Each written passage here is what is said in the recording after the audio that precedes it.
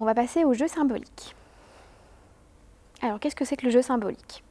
Tout d'abord, le jeu, c'est l'activité principale chez l'enfant de quelques mois jusqu'à, mettons, 12 ou 14 ans. C'est un moyen qui est tout à fait naturel pour pouvoir aborder l'enfant et rentrer en interaction avec lui. On dit souvent qu'il y a une relation étroite entre le jeu et l'activité langagière, les compétences de langage. C'est-à-dire que le jeu serait un précurseur au langage. Un enfant qui joue, au fur et à mesure, il va avoir envie d'expliquer son jeu, d'apporter des onomatopées sur les scènes qu'il fait, de faire parler ses personnages. Et puis le jeu symbolique, c'est le stade le plus abouti du jeu, où l'objet va utiliser les objets comme des symboles. Par exemple, il va prendre un bâton et puis à un moment, ça sera la baguette du chef d'orchestre. Et puis ce même bâton, ce sera le balai de la sorcière. Et puis un peu plus tard, ça sera la baguette du magicien.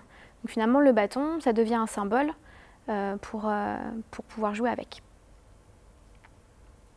Chez l'enfant qui a un développement typique, on va avoir un développement du jeu qui va être le suivant. Donc d'abord, il va avoir des jeux plutôt sensorimoteurs. Il va taper les objets les uns contre les autres, les empiler, faire du bruit avec, etc.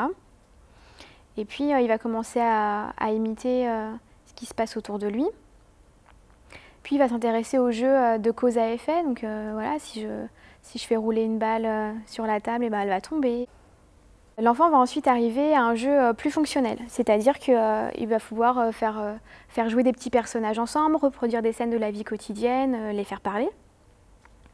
Il va commencer à jouer à faire semblant, donc là ça va être tous les jeux de dinette, les jeux de maîtresse, il va mettre en scène ses frères et sœurs ou ses peluches. Et puis le jeu symbolique, comme on disait, où il va prendre les jouets pour en faire des symboles. Chez l'enfant qui a des troubles du spectre autistique, ce jeu il est souvent stéréotypé et assez répétitif. Il va être axé autour des intérêts restreints dont on a parlé tout à l'heure. L'enfant qui a des troubles du spectre autistique va avoir peu de curiosité pour son environnement. Il ne va pas chercher à explorer tout ce qu'il peut faire avec les objets, il va les utiliser d'une seule façon, mais il ne va pas chercher d'autres utilisations de cet objet qui seraient plus adaptées. L'enfant avec autisme va souvent chercher des stimulations sensorielles. Avec un objet, il va devoir taper avec pour faire du bruit ou gratter ses petites aspérités. L'enfant avec des troubles du spectre autistique a aussi des difficultés dans le faire semblant et dans le symbolisme. Et puis, en règle générale, il va préférer les jeux solitaires. Là, on retrouve aussi les difficultés d'interaction et de partage. L'enfant va préférer jouer seul plutôt que partager son intérêt et rentrer en interaction avec d'autres enfants. Alors comment on peut travailler ce jeu? Finalement, on va respecter la progression du développement du jeu chez l'enfant qui a un développement normal.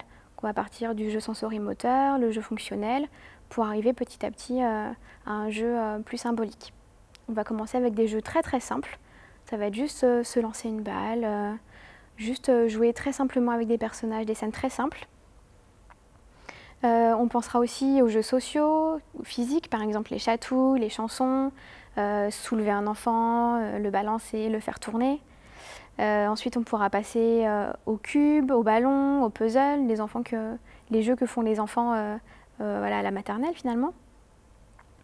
On pensera aussi aux jeux avec des interactions, la pâte à modeler, faire rouler l'enfant sur un gros ballon de psychomotricien, etc.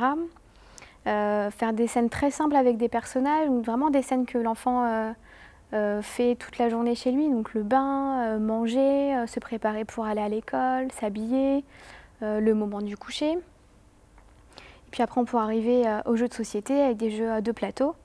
Et puis en dernier, le jeu symbolique.